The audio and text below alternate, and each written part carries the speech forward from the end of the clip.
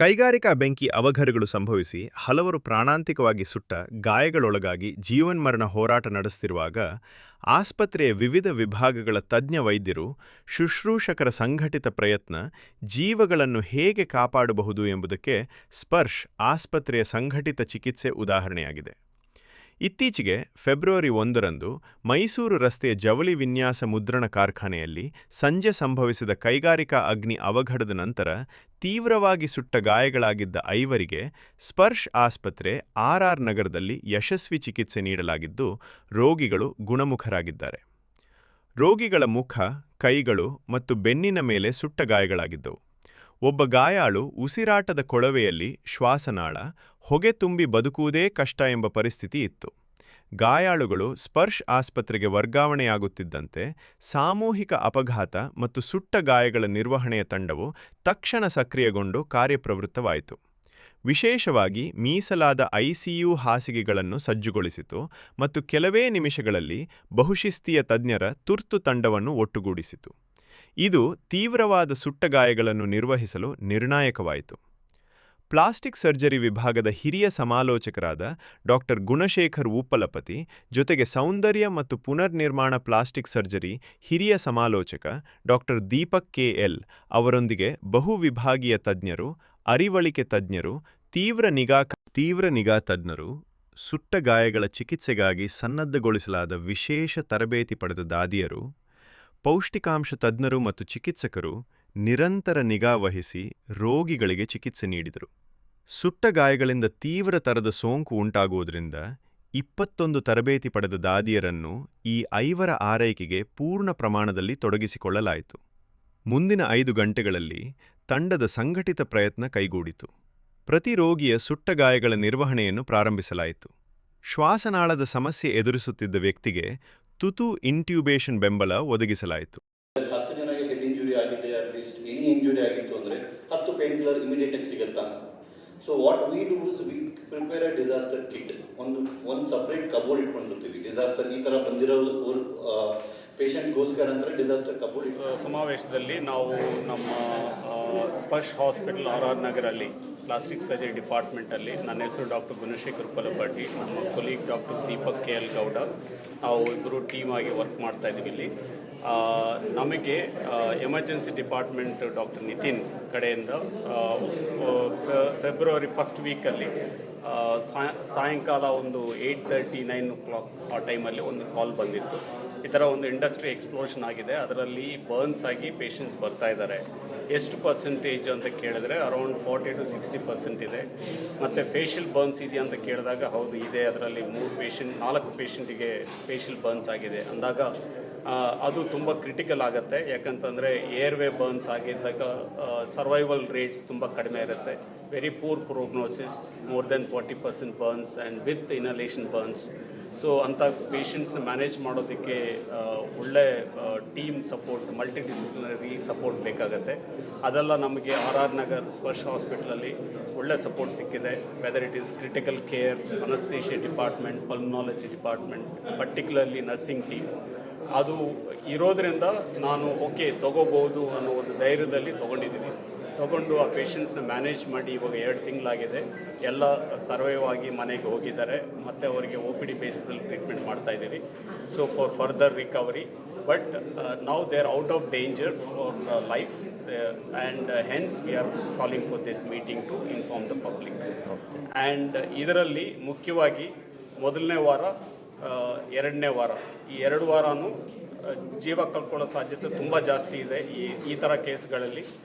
ಮುಖ್ಯವಾಗಿ ಏನು ಅಂತಂದರೆ ಫಸ್ಟ್ ವೀಕಲ್ಲಿ water, salt loss, heat loss in the body, ಮತ್ತು ಏನಂತಂದರೆ toxins, cytokine storm because of the dead skin on the body. ಅದನ್ನೆಲ್ಲ ಆವಾಗಲೇ ಮೊದಲನೇ ವಾರದಲ್ಲೇ ಆಪ್ರೇಷನ್ ಥಿಯೇಟ್ರ್ ಕರ್ಕೊಂಡೋಗಿ ಬರ್ನ್ ಆಗಿರೋ ಚರ್ಮ ಎಲ್ಲ ತೆಗೆದು ಅದನ್ನು ಕವರ್ ಮಾಡೋದಕ್ಕೆ ನಮ್ಮ ಸ್ಕಿನ್ ಬ್ಯಾಂಕ್, ವಿಕ್ಟೋರಿಯಾ ಹಾಸ್ಪಿಟಲಲ್ಲಿರುವಂಥ ಸ್ಕಿನ್ ಬ್ಯಾಂಕಿಂದ ಸ್ಕಿನ್ ತರಿಸ್ಕೊಂಡು ಅದನ್ನು ಹಾಕಿ ಕವರ್ ಮಾಡಿದಾಗ ನಾವು ವಾಟರ್ ಲಾಸು, ಫ್ಲೂಯಿಡ್ ಮತ್ತು ಸಾಲ್ಟ್ ಲಾಸು, ಹೀಟ್ ಲಾಸ್ ಅದೆಲ್ಲ ಪ್ರಿವೆಂಟ್ ಮಾಡೋಕ್ಕಾಯಿತು. ಸೊ ಹಾಗಾಗಿ ಮೊದಲನೇ ವಾರ ಸರ್ವೈವ್ ಆಗಿದ್ದಾರೆ. 2ನೇ ವಾರ ಇನ್ಫೆಕ್ಷನ್ ಬರದಿರೋ ಥರ ನೋಡ್ಕೊಂಡಿರೋದ್ರಿಂದ 2ನೇ ವಾರ ಸರ್ವೈವ್ ಆಗಿದ್ದಾರೆ. ಯಾಕಂದರೆ 2ನೇ ವಾರದಲ್ಲಿ ಸೆಪ್ಟಿಕ್ ಶಾಕ್ ತುಂಬ ಕಾಮನ್. ಸೊ ಅದನ್ನು ನಾವು mainly because of barrier nursing ಒಂದೊಂದು ಪೇಷಂಟಿಗೆ ಒಂದು ಸಪ್ರೇಟ್ ನರ್ಸನ್ನು ಕೊಟ್ಟು ಒಂದು ದಿನದಲ್ಲಿ 3 ಶಿಫ್ಟ್ಸಲ್ಲಿ total I think 21-22 nurses were spared only for these 5 patients during the first 2 weeks. So ಅವರೆಲ್ಲ ಒಂದೊಂದು ಪೇಷಂಟ್ ಸಪ್ರೇಟಾಗಿ ನೋಡ್ಕೊಂಡಿರೋದ್ರಿಂದ ಯಾವುದೇ ಒಂದು ಇನ್ಫೆಕ್ಷನ್ ಆಗದೆ ಈ ಎಲ್ಲ ಪೇಷಂಟ್ಸನ್ನು ರಿಕವರ್ ಆಗಿ ಮನೆಗೆ ಹೋಗಿದ್ದಾರೆ. ಸೊ ಹಾಗಾಗಿ ಈ ಮುಖಾಂತರ ನಾನು ಜನತೆಗೆ ಕೇಳ್ಕೊಳ್ಳೋದು ಏನಂತಂದರೆ, ಸ್ಕಿನ್ ಬ್ಯಾಂಕಿಗೆ ಚರ್ಮದಾನ ಮಾಡಿ ಆ ಥರ ಮಾಡೋದರಲ್ಲಿ ಈ ಥರ ಪೇಷಂಟ್ಸ್ನ ನಾವು ಸೇವ್ ಮಾಡ್ಬೋದು. ಅದು ನೀವು ಚರ್ಮದಾನ ಮಾಡಿಲ್ಲ ಅಂತಂದರೆ ನಮಗೆ ಮೊದಲನೇ ವಾರದಲ್ಲಿ ಬೇಕಾಗಿರೋ ಚರ್ಮ ಸಿಗಲ್ಲ. ಅಂಥ ಟೈಮಲ್ಲಿ ತುಂಬ ಕಷ್ಟ ಆಗುತ್ತೆ ಸೇವ್ ಮಾಡೋದು. ಮತ್ತು ಏನೇ ಬರ್ನ್ ಆಯಿತು ಅಂತಂದ್ರೂ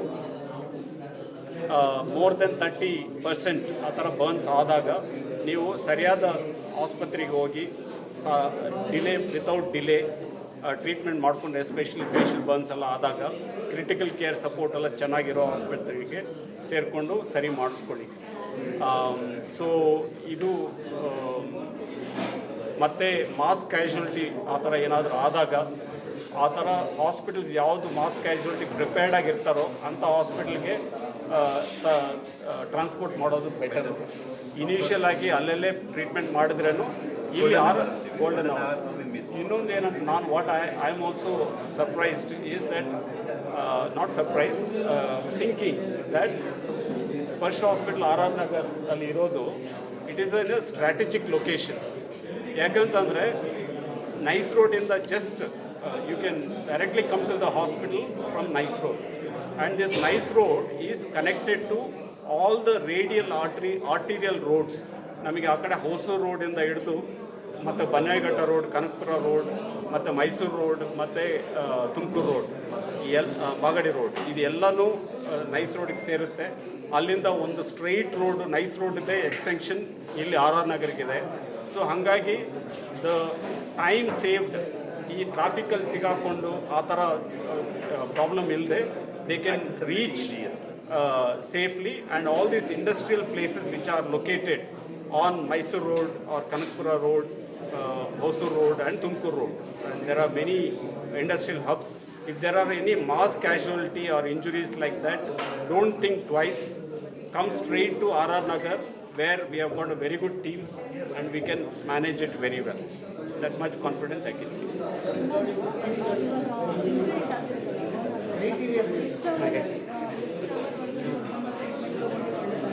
Immediate. It depends upon the percentage of the burns, but again, as doctor told, ಇನ್ನೊಂದು ಕಡೆ ವೇಳೆ ಎಕ್ವಿಪ್ಮೆಂಟ್ ಇಲ್ದಿರೋ ಕಡೆ ಮ್ಯಾನ್ ಪವರ್ ಇಲ್ದಿರೋ ಕಡೆ ಹೋಗಿ ಟೈಮ್ ವೇಸ್ಟ್ ಮಾಡೋ ಬದಲು as early as possible they can move to a tertiary center where plastic surgeons are available, multidisciplinary team is available. As early as possible if they come, that whatever golden hour where we can manage the patient without having any other further complications. Within 2 hours, if they can come, what happens is, if you go to too many places, there are chances that infection can enter, and then you may come here. We may take very good barrier nursing and all that, but still infection is already there in the wound. So hangagi, it's better come straight away if you can come. Otherwise, if you go to nearby place for first aid, getting a IV line, ಏನಾಗುತ್ತೆ ಅಂತಂದರೆ ಒಂದು 2-3 hours ಕಳ್ಕೊಂಬಿಟ್ರೆ ಬಾಡಿನಲ್ಲಿರೋ ನೀರೆಲ್ಲ ಹೋಗ್ಬಿಟ್ಟು ಮತ್ತು I V line ತೊಗೊಳ್ಳೋದು ಕಷ್ಟ. ಮತ್ತು ಅದಕ್ಕೊಂದು ಸಣ್ಣ ಆಪ್ರೇಷನ್ ಮಾಡಿ ಐ ವಿ ಲೈನ್ ಹಾಕಬೇಕಾಗುತ್ತೆ. ಬಟ್ ಅದು ನಾವು ಮಾಡ್ತೀವಿ, ತಕ್ಷಣ ಸೆಂಟ್ರಲ್ ಲೈನ್ ಹಾಕ್ತೀವಿ, ವೇನಸ್ ಕಟ್ ಡೌನ್ ಮಾಡ್ತೀವಿ. ಬಟ್ ಆದಷ್ಟು ಫ್ಲೂಯಿಡ್ ಇಂಟೇಕ್, ಎಲೆಕ್ಟ್ರೋಲೈಟ್ಸ್ ಇಂಟೇಕ್, ಈ ಥರ ಬರೋ ದಾರಿನಲ್ಲೂ ಎಲೆಕ್ಟ್ರೋಲೈಟ್ಸ್ ತೊಗೋಬೇಕು. ಎಷ್ಟಾದರೆ ಅಷ್ಟು ಕುಡಿತಾ ಇರಬೇಕು ಇಫ್ ದೇ ಕ್ಯಾನ್ ಡ್ರಿಂಕ್.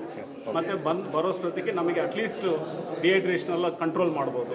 ಆದಷ್ಟು ಬೇಗ ಬಂದರೆ ಬೆಟರ್. ಎಸ್ಪೆಷಲಿ ಏರ್ವೇ ಬರ್ನ್ಸ್ ಆದಾಗ ವಿತಿನ್ 1 ಅವರ್ ಬಂದರೆ ಬೆಟರ್. ಯಾಕಂದರೆ ಲೇಟ್ ಆಯಿತು ಅಂತಂದರೆ ಟ್ಯೂಬ್ ಹಾಕೋದು ಕಷ್ಟ ಆಗುತ್ತೆ. ಏನಾಗುತ್ತೆ ಇಲ್ಲೆಲ್ಲ ಸ್ವೆಲ್ಲಿಂಗ್ ಆಗ್ಬಿಡುತ್ತೆ,